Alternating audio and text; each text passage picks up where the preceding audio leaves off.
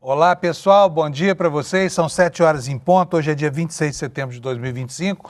Nós estamos começando agora a edição desta quinta-feira do Desperta para passar o que aconteceu no país no dia de ontem e apontar os rumos do que vai acontecer no dia de hoje, né? Espero que você tenha tido uma ótima noite de sono, que esteja descansando, esteja despertando com muita alegria para enfrentar o penúltimo dia útil da semana, né? E a gente está louco para ver essa sexta-feira, porque está todo mundo muito cansado. Ao final, né, de 2 semanas de muita tensão aí na vida política e institucional, nós jornalistas somos obrigados a trabalhar demais. Enfim, ficamos muito gratos quando o calendário aponta que é sexta-feira. Mas hoje é só quinta, né? Então vamos tocar aqui para frente as notícias do dia de hoje. Bom, ontem o Senado, por meio da CCJ, por unanimidade, decretou o fim dessa pilantragem lá da Câmara dos Deputados de inventar medidas de proteção abusivas para parlamentares e presidentes de partido. Acabou a história, ficou muito ruim para a Câmara. É preciso lembrar que lá 311 parlamentares, inclusive 12 do PT, votaram a favor dessa excrescência que ontem o Senado sepultou definitivamente. E agora está afastado o risco, por muito tempo, de que o Congresso volte a ter uma tentativa como essa. Por quê? Porque a Constituição diz que na mesma sessão legislativa não será analisado 2 vezes o mesmo assunto. O que significa sessão legislativa? Significa o ano parlamentar, né? Então, quando se instala o ano parlamentar, aí em meados de fevereiro, abre-se aí uma janela temporal e nessa janela não se pode apresentar 2 vezes o mesmo conteúdo, o mesmo teor de propostas para votação pela Câmara. Houve uma anomalia esse ano, foi quando o Hugo Mota decidiu votar de novo um destaque de votações separadas que restabelecia o sigilo nas decisões do Supremo que levariam a autorização ou não para investigar parlamentares, né? Mas o abuso foi contido lá pelo Senado, está ótimo, o país fez uma pressão enorme e esse resultado, a unanimidade alcançada ontem na Comissão de Constituição e Justiça do Senado, é um resultado proveniente da mobilização popular. As pessoas têm que se lembrar a partir daqui que pressão nas ruas funciona, tá?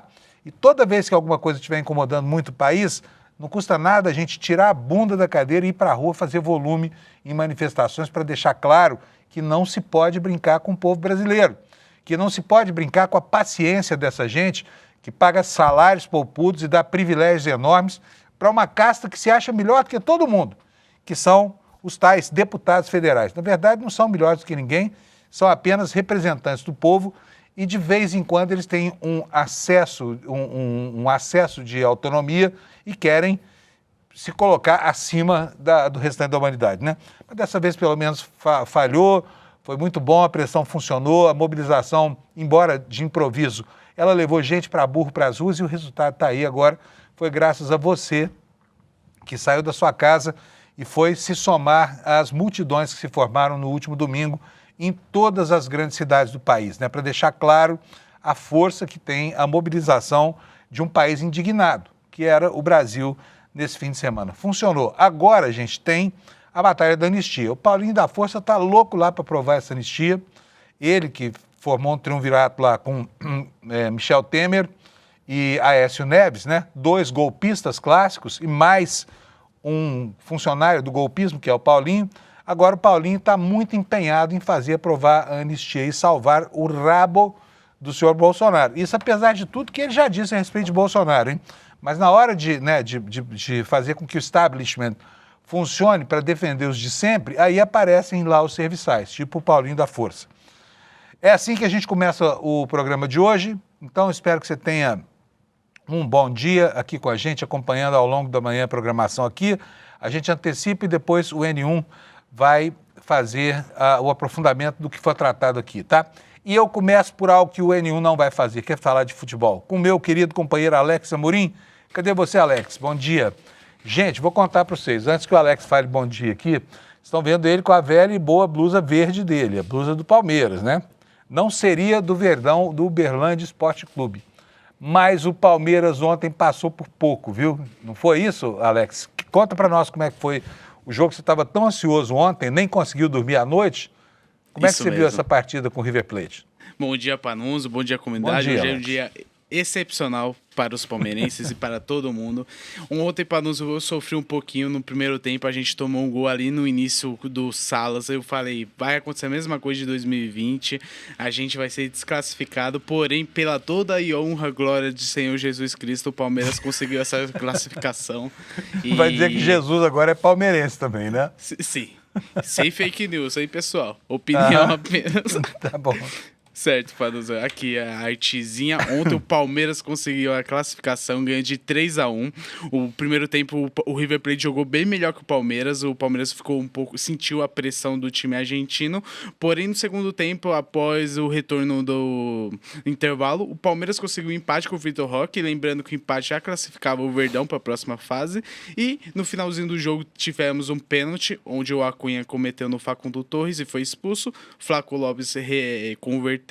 E antes de finalizar a partida, o Flaco Lopes fez outro golaço e decretou a classificação palmeirense para a semifinal da Libertadores da América. Lembrando, Panuso, que o Palmeiras enfrentará São Paulo ou LDU, que se enfrentarão hoje às 7 horas lá no Morumbi.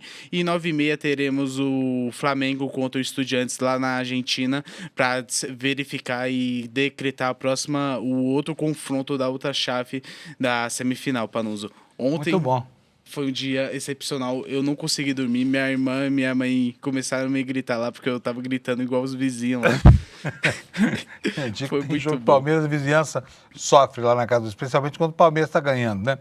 Sim. Agora, me conta uma coisa, Alex. O que aconteceu lá com a arbitragem? Porque o pessoal está reclamando para burro do juiz, que o juiz roubou pra caramba. Falam lá que teve falta no Vitor Roque por causa de um tapa na bola. O que foi que aconteceu? Aliás, foram 2 tapas na bola, né? Isso. Então, Panuso, o que acontece? Em 2023, esse juiz fez também o jogo entre Palmeiras e Atlético Paranaense e ele foi bem controverso naquele jogo. Ele foi anunciado para esse jogo e ele começou um pouco estranho, falta para um lado, cartão para o outro. E no segundo tempo, Panuso, teve uma jogada do Acunha que empurrou o Vitor Roque e ele já ganhou um cartão amarelo. Porém, o lance seguiu, ele deu uma cabeçada no Emiliano Martinez e além da cabeçada, ele pisou também. Então, se o VAR tivesse chamado o que era para ter feito, o Acunha, que foi expulso no final do jogo, ele era para ser expulso ali nos 60 minutos, coisa do tipo, e facilitaria bem mais a vida do Palmeiras no jogo. Então, foi algo que fez essa controvérsia, tanto que a torcida vaiou quando foi pro intervalo, e eu não entendi muito bem porque os jogadores e o treinador do River Plate, assim que acabou a partida, foi reclamar com ele, porque ele tava fazendo as decisões mais pro River Plate do que pro Palmeiras, Panuso. Pois é, trabalhando a favor do inimigo, ainda ganhou uma bronca, né? Sim. Agora, me conta uma coisa, qual é a altura do jogador do River que fez o gol de cabeça? Então, o Salas, ele tem 1,74 m e o Facundo Torres, ele é bem maior que ele e perdeu a jogada naquele gol. Panuso, eu falei, eu não tô acreditando nisso. Mas você pode dizer também que o 1,74 não é um tampinha, né, o Alex? Sim, eu tenho 1,70 m, eu já me acho o garanhão, o altão. Isso é por causa do seu charme, não é por causa da sua altura. Sim. Beleza, Alex. Estamos listos aí? Estamos prontos, senhor? Então, não há mais nada a falar? Só para nosso amigo Chico Pinheiro não ficar triste, a gente teve também o jogo. Eu esqueci ontem, peço desculpas aos atleticanos aqui do chat. O Atlético Mineiro ontem teve o jogo de volta das quartas de finais da Sul-Americana. Lá na altitude tinha empatado 2-2 contra o Bolívar. E ontem, no finalzinho, um gol do Bernard conseguiu essa classificação para as semifinais. Então foram esses 2 brasileiros que tiveram um grande resultado nas competições sul-americanas, Panuso. De resto, é apenas isso. Olha aqui, eu vou ler para você algumas mensagens aqui da nossa área de chat para você ficar todo orgulhoso. Estou falando Sim. que o Alex está ficando famoso, gente. Olha só, brevidade e eu na estrada. Diz aqui, ó, bom dia, hoje tem tricolor. Sim. Né? E aí o Cílio Jório fala o seguinte, esse Alex é muito fofo, fala bonitinho. Eu tô melhorando, Panuso, aos poucos tô chegando lá. Não, você tá ótimo, não é que você tá melhorando, tá? É que tá ótimo. E aí tem a Tatiana Belonta falando, chega de futebol. Ah, então chega de futebol. Ela manda, chega de futebol. Agora então, irei vamos me tratar retirar. de política. Tá bom. O Alex também, gente, está se preparando para ser o comentarista de política daqui do nosso programa, tá? Daqui a alguns dias ele estará aqui e eu tenho uma surpresa para vocês. Para você que acorda todo dia aqui junto comigo, nós vamos ganhar um reforço grande aqui no Desperta. Vocês veem que a minha jornada aqui não é brincadeira, né? É a equipe do Eu Sozinho. É eu, o Alex e o Anderson aqui de manhã, eles na parte técnica e eu aqui no jornalismo. Mas hoje nós vamos ganhar um reforço de peso. Eu tenho certeza absoluta que você vai adorar, porque essa pessoa, cujo nome eu ainda não vou dizer, só vou dizer que tem relação, é xará de apelido de uma grande personalidade brasileira, hein? Que começa com Lu e termina com Lá, tá? Mas mais do que isso eu não digo, tá? Não é o Lula, presidente da República, tá? Pode ser um homônimo, quem sabe. Mas estará conosco aqui 2 vezes por semana para falar sobre política direto da fonte lá de Brasília. E para não estragar a minha surpresa, eu não vou mesmo falar mais nada, tá? Alex, entra aí, por favor. Cadê você? Cadê o Alex? Tô passando a maquiagem, peraí. Tá passando maquiagem, né? Sim, então, sim. você já sabe quem é que vai ser? Surpresa, não? Sim, porém... Não fala. A gente não pode anunciar, tem que deixar esse suspense no ar para o público ficar até o final do Desperta e conferir, Panuso. Muito bom. Então tá. Então beleza, Alex. O Alex volta a qualquer momento em edição extraordinária aqui conosco, tá bom? Isso mesmo. Beleza, gente. Vamos para as notícias? Então, começando primeiro, né? Previsão do tempo, meteorologia. Vamos ver como é que está o tempo aí na sua região, porque provavelmente, né? Você está vendo aí chegada da primavera, né? Ventania, onda de frio, calorão. O tempo vai mudando assim. Então, nós chegamos a ter num único dia as 4 estações do ano aqui em São Paulo. Mas vamos lá, no mapa nosso do Brasil está aqui, previsão de chuvarada lá da cabeça do Cachorro até o meio oeste do Amazonas, né? E depois chuvas em toda essa faixa amarela aqui, olha, que vai lá do extremo oeste brasileiro até o litoral da Bahia e do Espírito Santo, tá? Aqui nesse miolo alaranjado, previsão de tempestade, que é ótimo, tá? É ótimo. Por quê? É uma região de muita seca, onde os níveis de umidade estavam muito abaixo, né, do que a vida humana tolera. Então eu vou ler para vocês a previsão do INMET para essa faixa toda aqui. Ela é uma grande faixa, super extensa, tá? Começa lá no Mato Grosso, desce por Goiás e Tocantins e caminha em direção ao litoral. O que vai acontecer aqui? Chuva entre 30 e 60 milímetros por hora, acumulando 50 até 100 milímetros por dia. Aqui o problema, olha, ventos intensos, queda de granizo, risco de corte de energia elétrica, estragos em plantações, quedas de árvore e de alagamentos. Tudo isso é o que vai acontecer aqui nessa faixa. Aliás, eu vou pedir desculpa para vocês aqui, eu estou um pouco resfriado hoje e a garganta está pegando, então, né, vai ser... Vocês vão me desculpar aqui se eventualmente eu tossir alguma coisa assim, tá bom? Não gosto disso, mas não tenho o que fazer. Vamos ver aqui agora as temperaturas máximas e mínimas em algumas capitais brasileiras. Olha só, o mapa aqui da previsão da manhã assinala em verde escuro toda essa região aqui, né, que desce lá do extremo noroeste brasileiro e vem até próximo ao Distrito Federal e ao Triângulo Mineiro aqui no sul de Goiás, mas tem chuva em toda essa área verde aqui do mapa, tá? Vamos ver como é que ficam as temperaturas. Porto Alegre começou com 11, o dia vai terminar com 18 nas horas mais quentes. Em Florianópolis, mínima de 14, máxima de 19. Curitiba vai de 9 a 16. Eu repito aqui todo dia, geladeira do Brasil, né? Em São Paulo, a temperatura começou em 12, mas vai até 20. Lá no Rio de Janeiro, o calor não volta, a máxima será de 22 hoje. Em Vitória, máxima de 23, com mínima de 20. Belo Horizonte, a temperatura vai de 17 a 24, nuvens, chuva. Goiânia vai de 21 a 32, Brasília de 17 a 27, né, com previsão de muitas nuvens, chuva também. Notícia alvissareira para quem mora em Brasília, né? Eu, quando começava a chuva, isso por setembro, outubro em Brasília, quando morava lá, eu morei 20 e tantos anos em Brasília, era uma alegria que vocês não... Aí a gente vê a moça da previsão do tempo na televisão falando, em Brasília, tempo ruim, vai chover.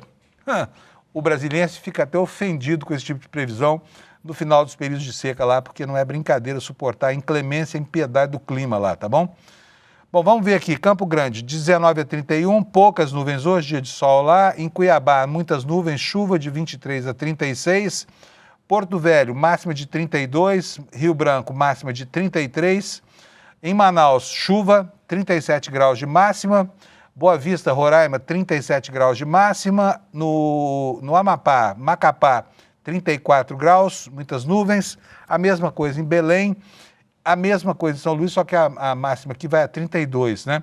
Em Teresina, está lá, em plena atividade, o Setembro-Obró, né? Com temperatura máxima de 37 graus. Isso para eles ainda é refresco, tá? Nas capitais do Nordeste, olha, começando aqui por Fortaleza, máximas próximas a 30 graus, 30 graus, 30 graus. Todas hoje vão ter 30 graus, menos Aracaju e Salvador.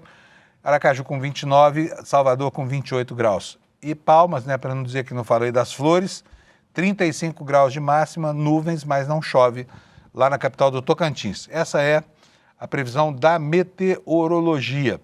E agora vamos saber aqui como é que anda o nosso noticiário. Já são 7 horas e 16 minutos.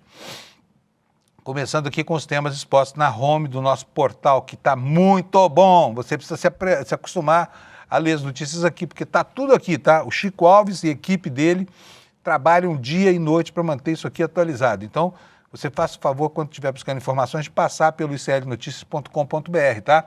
A página é linda e o site está super bem atualizado. Notícia principal da nossa manchete aqui: defesa de Bolsonaro pede fim das cautelares, só que a PGR segue avaliando o risco de fuga. Decisão caberá ao ministro Alexandre de Moraes.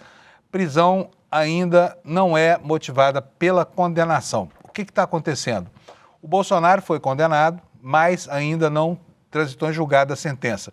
Quando transitar em julgado, aí ele passa ao regime prisional. Não se sabe ainda se na Papuda ou onde quer que esteja. Portanto, já não há mais risco de que ele exerça nenhum tipo de coação no curso do processo, né? Acusação, aliás, que é parte de outro processo em fase ainda de apuração, em fase de inquérito, né?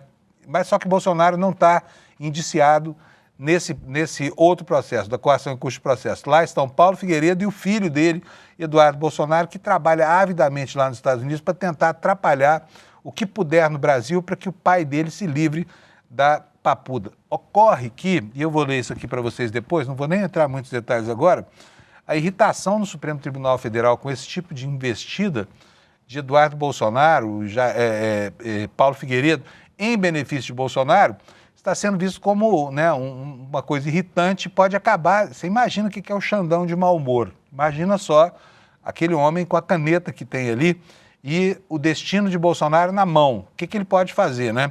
A Papuda, olha, tá assim, olha, tá piscando para o Bolsonaro, tá?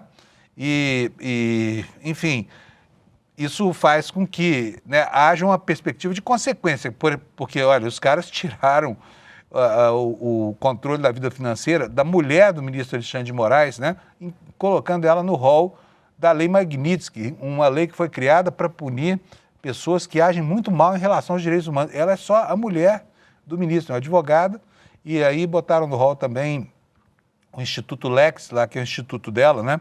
E estão comemorando aí a perda virtual de milhares e milhares de reais, ou talvez até milhões, em causas defendidas pelo escritório da mulher do ministro, né? Bom, mas vamos lá, vamos seguir aqui, olha. A decisão então vai caberá ao Xandão. O Xandão está nervoso, está irritado. Alô, Bananinha, é melhor não mexer com ele não, hein? Você já viu o que ele é capaz de fazer, né? Enquanto isso, no Congresso, o Paulinho da Força continua se empenhando por esse projeto de anistia. Ele que foi pautado para essa tarefa por ninguém menos que 2 golpistas, Temer e Aécio Neves, né? E agora ele está condicionando, né, a isenção do IR, que não tem nada a ver com a pauta de interesse do grupo bolsonarista, nem com o núcleo dessa direita golpista brasileira, está vinculando isso à isenção do imposto de renda, né, para quem ganha até 5 mil. Ou seja, mais uma vez é um jogo de chantagem no parlamento, que faz com que a perspectiva de adoção de uma medida que é altamente popular e desejável, que beneficia tanta gente, fique atrelada ao interesse familiar, grupal aí, né, por causa de uma causa de natureza ideológica. E incrível que ainda tem gente com a cara de pau de representar os interesses espúrios dessa parcela da população. Não sei, sinceramente, como Paulinho da Força topou fazer parte dessa, digamos assim, dessa conjuração, né, para anistiar golpistas, tá bom? E ontem houve lá em Brasília, está aqui um outro destaque, uma coisa curiosa, porque uma comissão lá do Senado aprovou um outro projeto, esse muito antigo, já acho que de 1993, que também tem como objetivo isentar da cobrança do imposto de renda pessoas que ganham até 5 mil reais, tá? E aí surgiu uma disputa de egos, porque o relator desse projeto no Senado, desse número 2, tá? Não do governo, do outro, esse que eu falei que é antigão. é nada mais, nada menos que Renan Calheiros. E do outro lado, na Câmara, quem é o relator? O arqui-inimigo dele em Alagoas, Arthur Lira. E agora os dois estão batendo cabeça lá para ver quem é que aprova o projeto com mais celeridade, né? Qual dos dois projetos, ao final, será aprovado. Esse já parte do Senado aprovado, tá?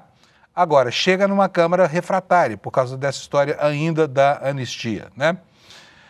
Uma outra manchete aqui, olha, Alcolumbre oficializa o arquivamento da PEC da bandidagem, desculpa aí, hein? Que foi oficializada, que foi derrotada por unanimidade na CCJ do Senado. Então está aqui, o presidente do Senado bateu lá o martelo e deu a sentença de morte que já havia sido prolatada pela unanimidade dos senhores senadores que integram a Comissão de Constituição e Justiça, fazendo valer aquilo que havia prometido o senador Otto Alencar, da Bahia, do PSD da Bahia, que disse que a comissão dele não aprovaria aquela molecagem da Câmara, né? E não aprovou mesmo, tá bom?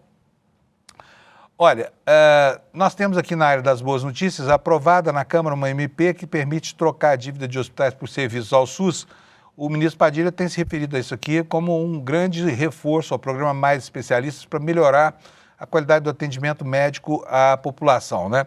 E o último destaque que eu vou ler aqui para vocês, aliás, no último não, penúltimo, é esse aqui, olha, sobre o Ramagem. O Ramagem andou articulando uma lei que facilitaria a intervenção dos Estados Unidos no Brasil, né? São os famosos patriotas.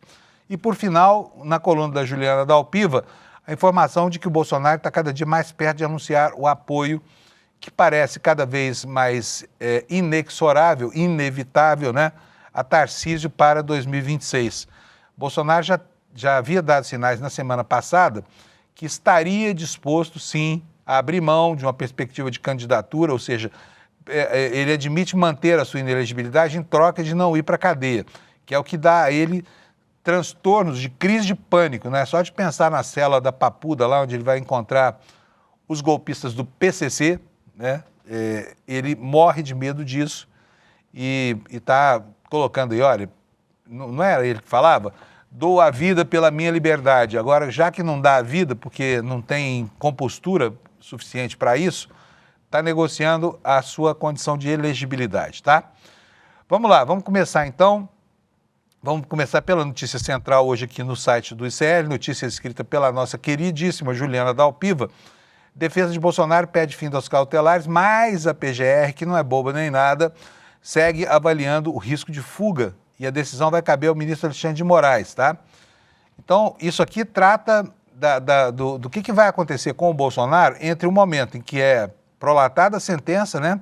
E depois ela ainda carece da resolução de pelo menos um recurso, que é o embargo de declaração, e a partir daí o Bolsonaro ainda é um homem livre. Por quê?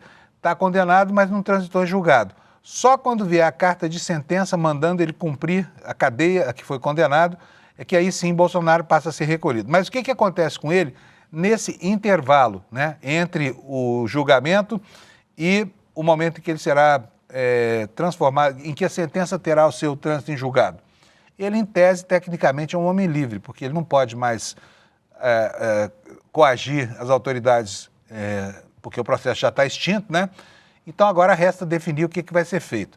Aqui tem um problema, porque o Bolsonaro, todo mundo sabe, já 2 vezes deixou clara a sua intenção de se mandar, né? Não só em declarações, mas ele tomou providência com relação a isso. No Carnaval de 23, ele foi passar lá dentro, de 24, aliás, ele foi passar lá dentro da Embaixada da Hungria, passou 4 dias lá apavorado, porque com a perspectiva de ser preso, né?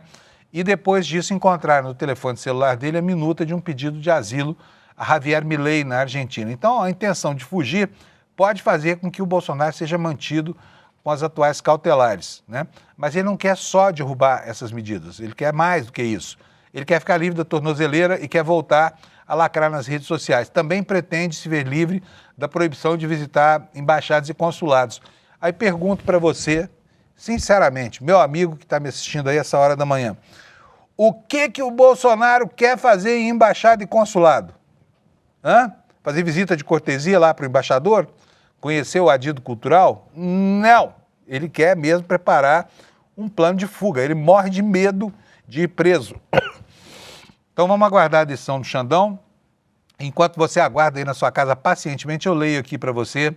Aliás, hoje o Xandão deve dizer o que acha desse pedido da defesa do Bolsonaro, tá? Que é o seguinte, vamos ler aqui a matéria da Juliana.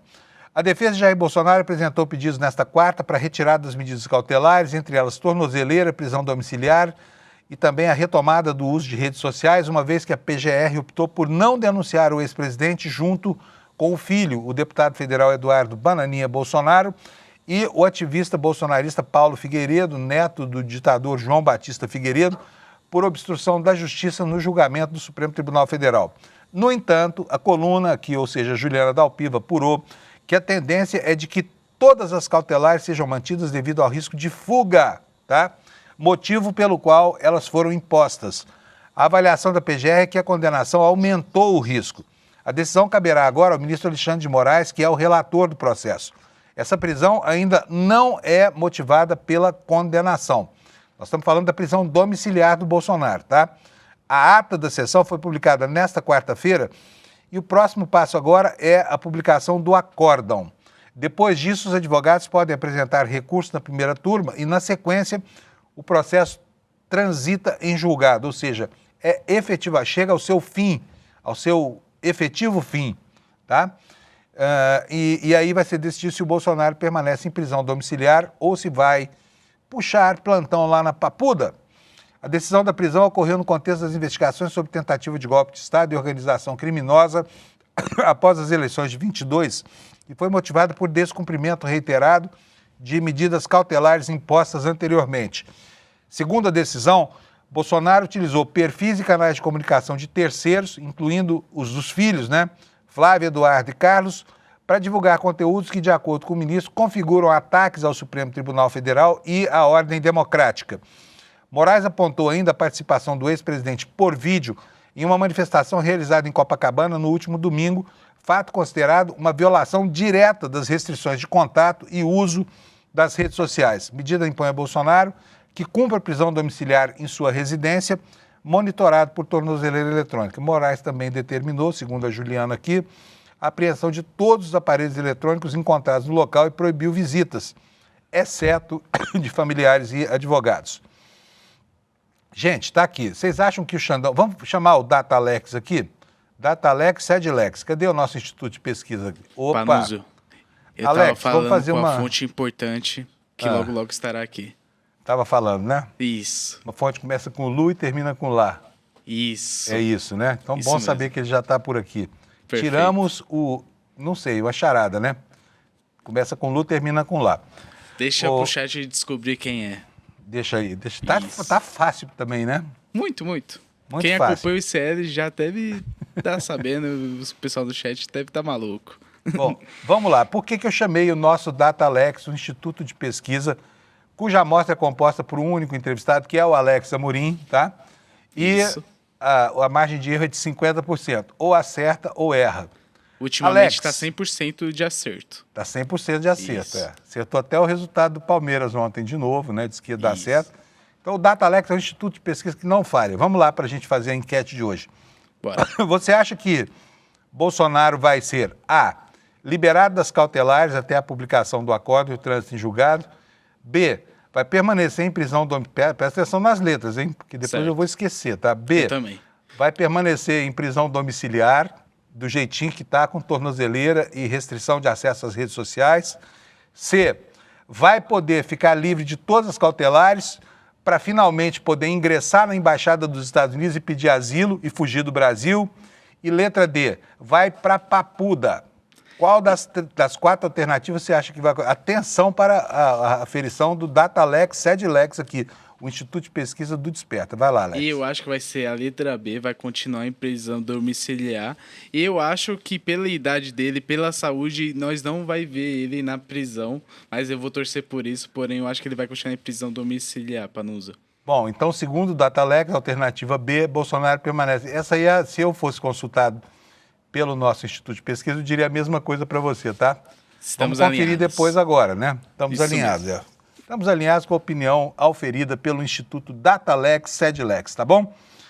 Notícia número 2, gente, olha aqui, ó, outra da Juliana Dalpiva, Eu vou voltar aqui porque eu quero antecipar isso aqui.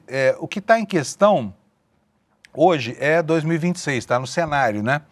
E aí todo mundo quer saber o que vai ser do candidato da direita. Eu tenho visto com curiosidade aqui, conversado com políticos que acham que o Tarcísio não vai ter coragem suficiente para enfrentar o Lula, né? Numa situação de recuperação da sua popularidade. Por quê? Porque tem a eleição do Estado de São Paulo que está praticamente ganha. Afinal de contas, o eleitor de São Paulo é muito conservador e encontrou no Tarcísio um bom paradigma daquilo que sempre quis, né? Enfim, tradicionalmente elegem políticos conservadores para o governo do Estado de São Paulo, né? Mas a Juliana Dalpiva, uma vez mais, nos traz aqui a informação de que o Bolsonaro está cada dia mais perto de anunciar o apoio ao Tarcísio em 2026. E vai criar uma situação familiar complicada para ele, né? Porque o Bananinha está querendo ser o candidato à presidência da República da família, mesmo estando ele perdido lá pelos Estados Unidos, nessas férias com Mickey Mouse, Donald Trump e tudo mais. A vocação dele é inequívoca. Ele quer porque quer ser candidato, né? E aí começa já a criar atriz com o pai, que daqui a pouquinho nós vamos saber, tá? O que nos conta a Juliana nessa matéria? Não adiantou a pressão do deputado Eduardo Bolsonaro no pai, Jair. O ex-presidente está cada vez mais próximo de anunciar apoio ao governador do estado de São Paulo, Tarcísio Freitas, na corrida presidencial de 2026. A coluna conversou com 2 interlocutores de Bolsonaro nos últimos dias e ambos avaliaram que todas as negociações se encaminham para que esse episódio seja anunciado em breve. O principal entrave hoje está na família Bolsonaro, já que tanto Eduardo como Michele tinham as suas próprias aspirações em relação à eleição. Tarcísio foi autorizado pelo Supremo a visitar Bolsonaro no próximo dia 29. Na avaliação do PL, quanto antes essa situação for definida, melhor é a preparação do caminho até a disputa. O temor é a resistência que o nome de Tarcísio vai enfrentar, uma vez que a decisão se torne pública. Em especial, o deputado federal Eduardo Bolsonaro não dá a entender que irá ceder a essa escolha e deve seguir fazendo críticas públicas ao governador paulista, que está debaixo de um tiroteio dele, que está em cima 10º, né? Em agosto veio à tona uma mensagem de Eduardo criticando Tarcísio e brigando com Bolsonaro porque defendeu o aliado. Ele dizia o seguinte: eu ia deixar de lado a história do Tarcísio, mas graças aos elogios que você fez a mim no Poder 360, estou pensando seriamente em dar mais uma porrada nele para ver se você aprende. E aí ele falou, desculpa, bota aí o dedo no bip, porque eu vou falar um palavrão aqui, tá? Vai lá, então 1, 2 e já.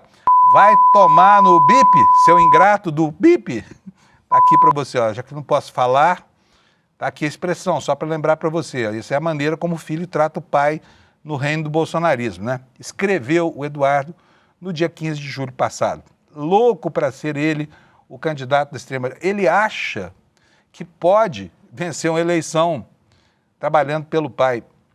Olha, se é que existe 12, 13% de bolsonaristas raiz sem juízo a ponto de votar no Bolsonaro, então é porque esse país aqui está muito mal. Mas é capaz de extrema-direita não ser maior do que 12, 13, talvez 15% da população, né? E tem um contraponto para isso, que é o fato de que o Tarcísio está tíbio aqui, está ansioso, né? Ele está ressabiado, ele talvez não queira disputar a eleição contra o Lula, né? O Lula que chega vitaminado lá dos Estados Unidos agora para recompor o governo dele. Mas o governador Tarcísio de Freitas, muito possivelmente, não vai se meter à besta de disputar uma eleição perdida para o Lula, tá? Essa é a informação que circula hoje nos bastidores da política, tá bom? Bom, vamos dando sequência aqui. Olha aqui, estou falando aqui para vocês, estava procurando essa matéria aqui, a matéria do Fábio Zanini, do painel da Folha de São Paulo, está dizendo o contrário do que a apuração da Juliana demonstrou, está dizendo que o Tarcísio está desanimado com a candidatura presidencial por conta de quê? Do tarifaço do Trump, né? Ele fez a bobagem de colocar aquele boné do MAGA na cabeça, pelas coisas terríveis que tem feito Eduardo Bolsonaro e por falta de palanque, né? O governador ficou incomodado com a postura de Eduardo autoexilado dos Estados Unidos durante as sanções do Trump, também lida com a concorrência de outros próceres da direita, Ratinho Júnior, Zema e Caiado, que também querem ser candidatos. Ou seja, todo mundo está no bonde da candidatura do ano que vem, né? O que nos diz a matéria do painel da Folha? Há quase um ano da eleição de 26, o governador Tarcísio de Freitas tem dito, aliados, desde a semana passada, que no momento não tem ânimo para concorrer à presidência da República. Ele tem citado acontecimentos recentes, como a oposição de Eduardo Bolsonaro à sua candidatura e a atuação de Lula diante do tarifaço de Donald Trump. A isso se soma o fato de Jair Bolsonaro não tê-lo ungido como candidato da direita, enquanto o ex-presidente tinha liberdade para subir em palanques.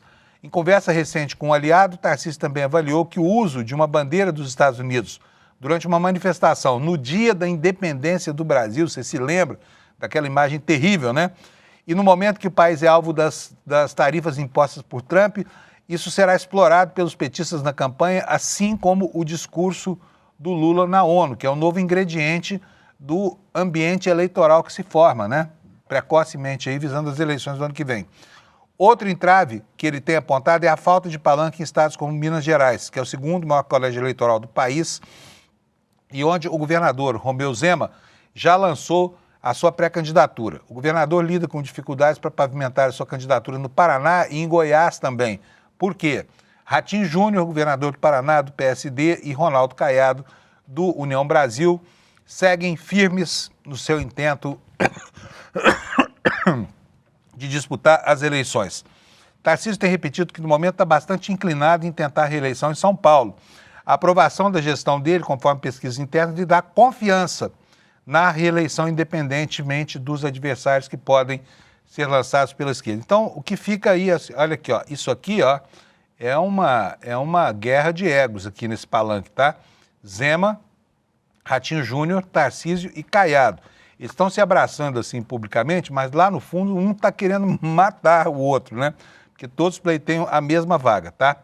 Então tá aí. Por que Tarcísio trocaria uma eleição certa a governador no estado de São Paulo, um estado tão importante, né? E por uma aventura contra Lula lá em Brasília? Eu acho que isso ainda vai... muita água vai passar por baixo dessa ponte até consolidar essa candidatura, viu? Quem viver, verá, tá?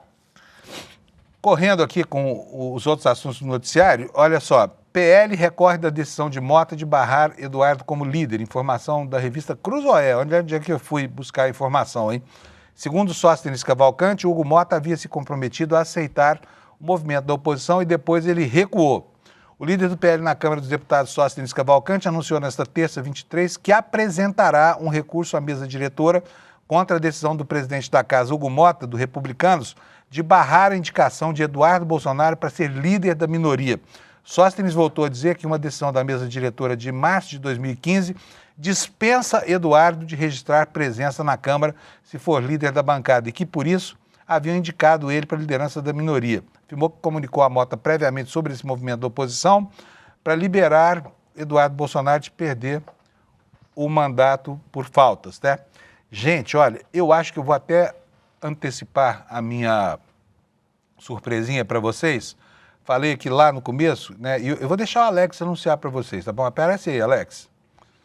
Cadê o Alex? Apareci. Alex, meu fiel escudeiro aqui. Isso. Alex, e aí, você acha que eu devo antecipar? Sim, porque nosso convidado, que não vai ser mais um convidado, vai ser um participante fixo, ele quer comentar sobre o Tarcísio e dar essa opinião polêmica aqui pro pessoal da nossa audiência, Panuso. Então, prepare-se, meu caro telespectador matinal, porque temos Lula conosco hoje, ele mesmo, em pessoa. Põe na tela o Lula, por favor, Alex. Colocando, vamos lá. Vamos lá, Lula Costa Pinto. Bom dia, Lula. Tudo bem? Bem-vindo aqui no Despertador, no nosso Desperta. Tirei o Lula da cama hoje, ele foi fazer a barba rapidinho. Estou te anunciando aqui desde o comecinho da manhã, viu, Lula? Muito prazer em ter você aqui comigo para ajudar a gente a tocar a barca da informação, viu, Lula? Seja muito bem-vindo. Vou deixar a máscara dos dois.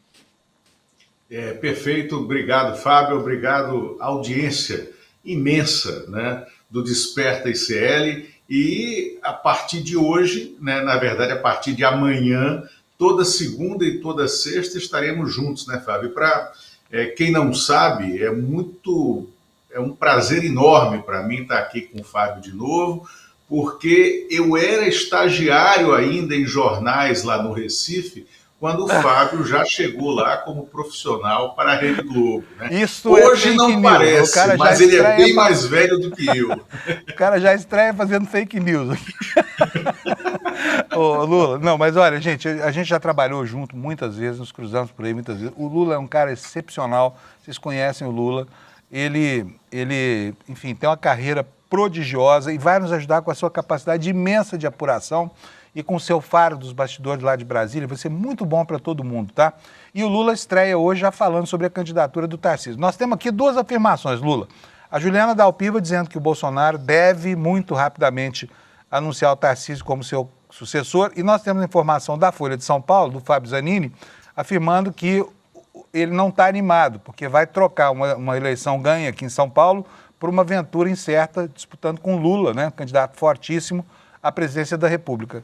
O que você pode nos dizer a respeito disso? Olha, os dois estão certos, mas a notícia não parou aí. Né? De fato, o sistema, né, do Valdemar Costa Neto, o sistema partidário de PL e mesmo do Kassab, do PSD, do Republicanos, quer que a visita do Tarcísio ao Bolsonaro, que foi autorizada pelo ministro Alexandre de Moraes para ocorrer no dia 29, agora semana que vem, 29 de setembro, que seja a data de anúncio, né, da candidatura do Tarcísio. Mas o Tarcísio, de fato, não está animado, né, neste momento para assumir esta candidatura.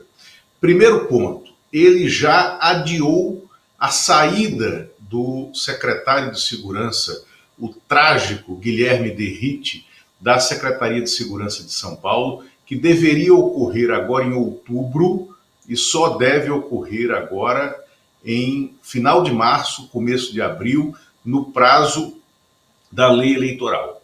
Então, o Derrite, que será candidato ao Senado, que era um possível candidato a governador no lugar do Tarcísio, não sairá agora do governo. Segunda questão, o Valdemar Costa Neto exige que o Tarcísio troque de partido, saia do Republicanos e vá para o PL para ser candidato a presidente pelo PL, a fim de herdar, segundo o raciocínio do Valdemar, o número 22, o recall do número do Bolsonaro na urna eletrônica. Mas o Republicanos, né, partido que está na órbita da Igreja Universal do Reino de Deus, o Republicanos, partido atual do Tarcísio de Freitas, não aceita essa migração partidária.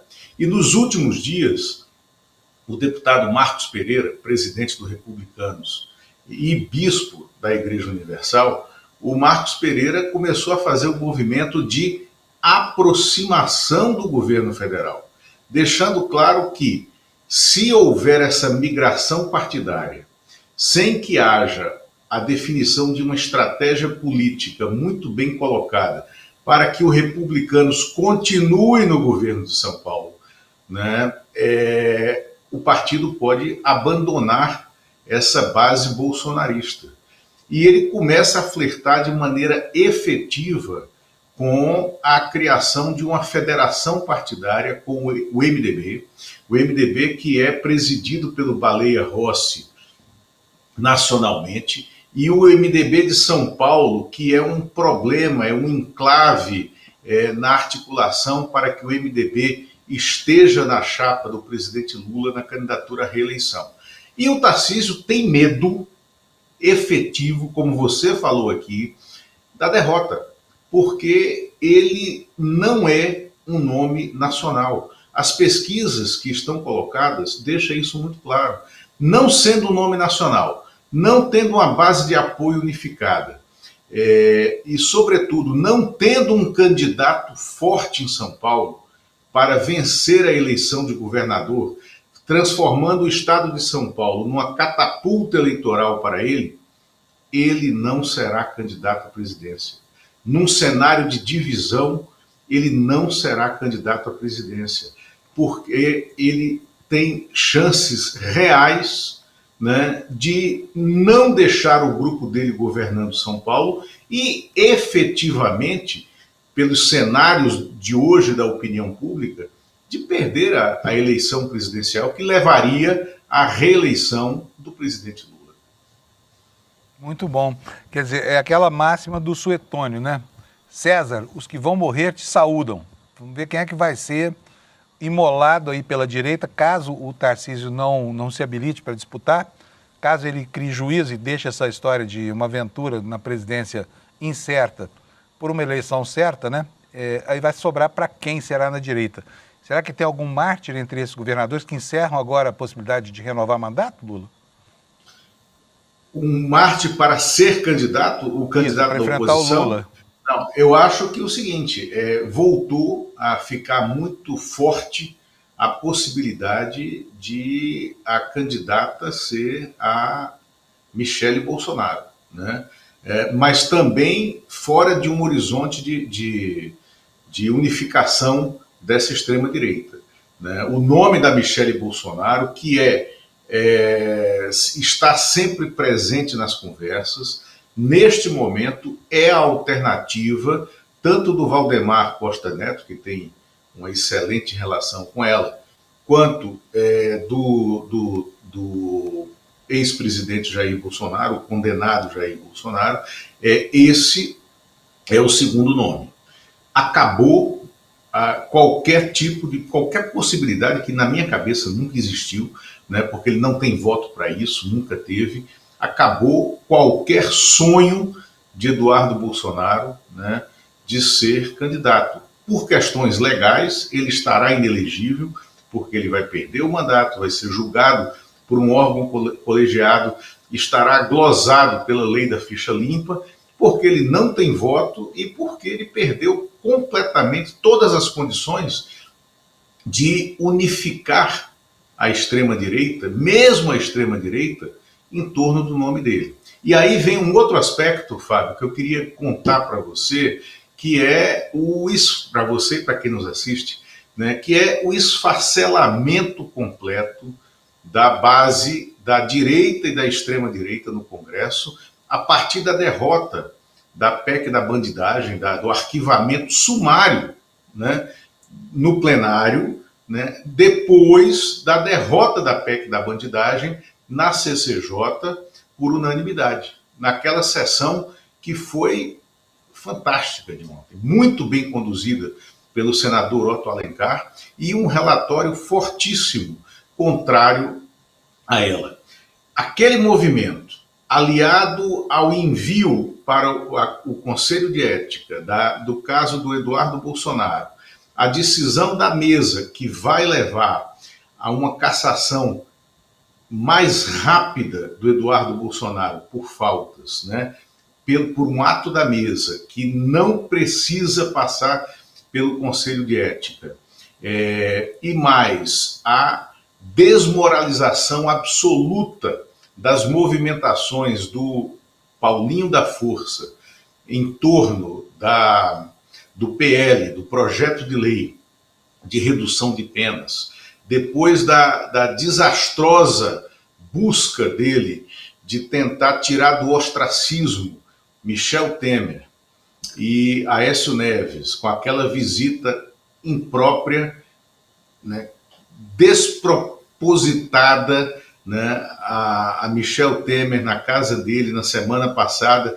a tentativa de colocá-lo no centro do protagonismo, aquilo incendiou o Congresso Nacional, aquilo colocou o senador Davi Alcolumbre absolutamente contra os atos do Hugo Mota. Neste momento, o Davi Alcolumbre está vendo as condições ideais de crescer, não só institucionalmente dentro do Congresso e como o interlocutor preferido, o interlocutor preferencial do presidente Lula, que é, né, no Congresso Nacional, mas, sobretudo, levando o Davi Alcolumbre a ter um controle, né, da máquina do União Brasil. União Brasil que hoje vai perder o seu único ministro filiado, né, o Celso Sabino, do Pará, mas o Celso Sabino não irá para a bancada de oposição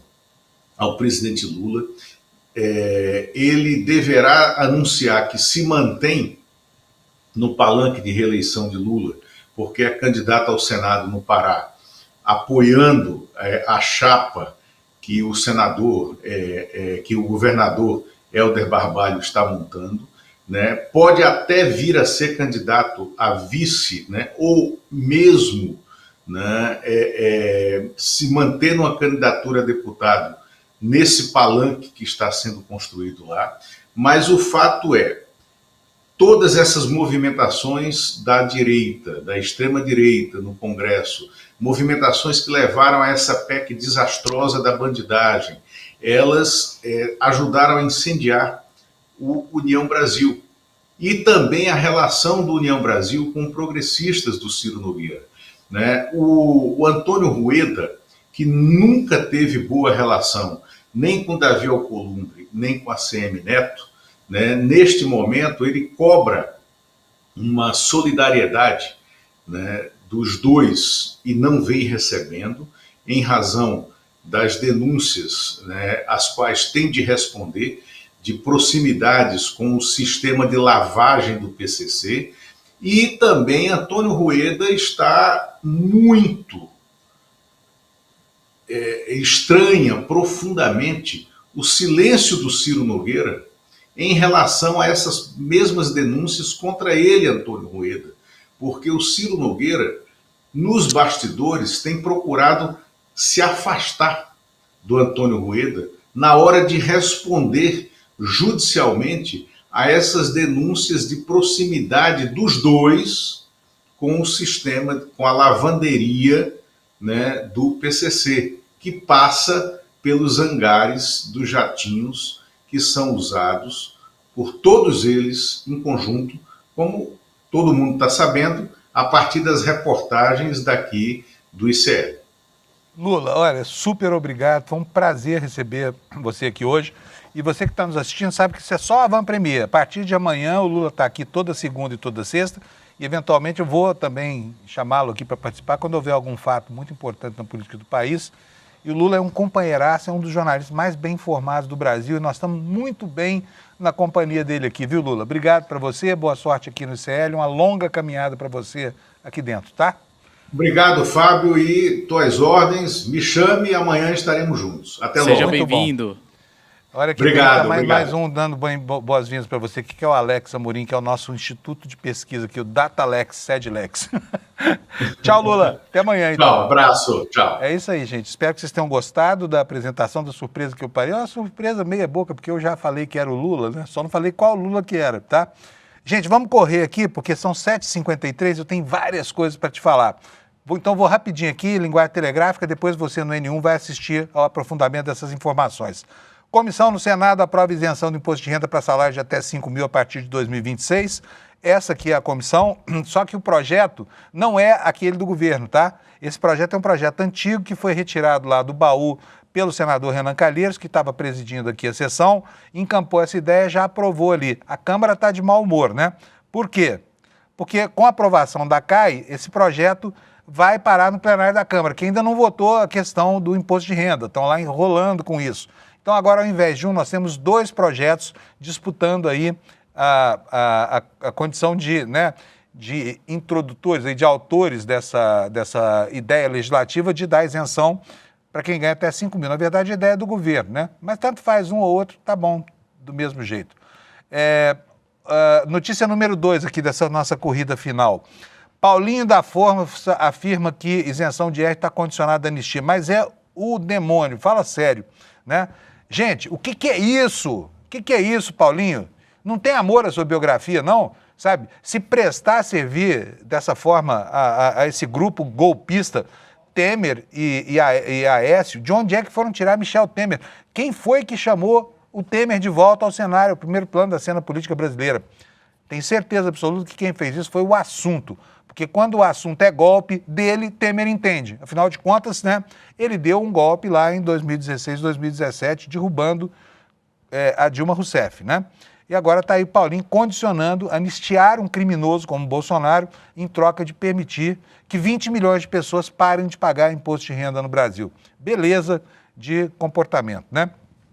Matéria da Folha de São Paulo agora. Lula volta dos Estados Unidos, deve definir trocas nas equipes com Boulos e Centrão.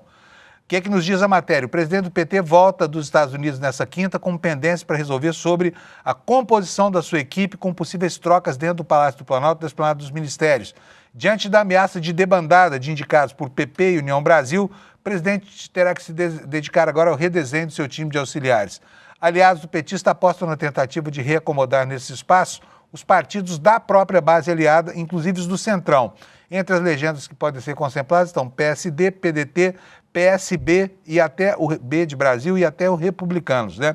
Auxiliares do presidente afirmam que, diferentemente do momento da montagem do governo, na transição, quando a prioridade era garantir a governabilidade, agora pesa também a construção de alianças para 2026. Então, assim vem Lula cheio de gás lá dos Estados Unidos, disposto a se impor aí na discussão, né, da recomposição do governo, já avisando os efeitos eleitorais de 2026. Olha, lá no Rio de Janeiro não falta nada, né? A esculhambação da política lá é tão grande. Vocês ouviram a história desse bônus policial para policial que matar mais. Como pode uma lei para prever a indenização por morte, sabe? Desde quando o papel da polícia militar é matar? O bem jurídico mais importante tutelado pelo Estado é a vida, não é a morte. E lá no Rio de Janeiro estão querendo pagar um bônus para quem matar muito, né? Está aqui a matéria do UOL, vou ler rapidinho para vocês, porque já tem só mais 3 minutos.